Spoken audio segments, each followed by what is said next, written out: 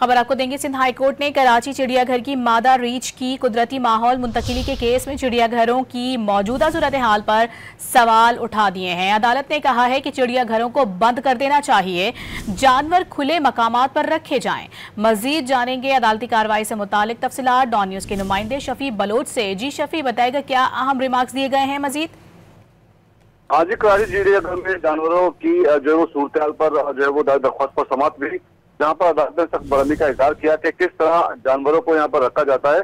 और दौरान समात अदालत ने इस्तफसार किया कि क्या 21वीं सदी में जानवरों को भी पिंजरों में कैद रखा गया है।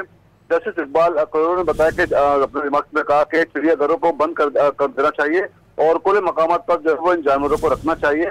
और कंज्यूमर जो है वो कंजर्वेटिव जंगली हयात की जानब से बताया गया कि रीछ की मुंतकिली का मामला जो है वो ऐसा नहीं कि बैनुल अक़वामी माहिरीन की खिदमत तलब की जाए।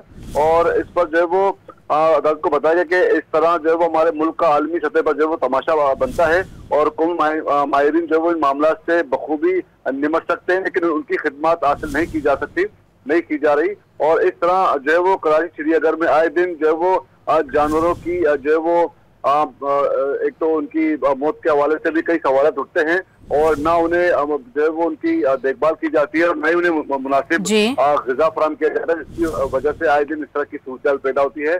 और इस वक्त भी जो है वो दरख्वास्त की समाअत जो है वो जारी है। जी, बहुत शुक्रिया आपका शफी।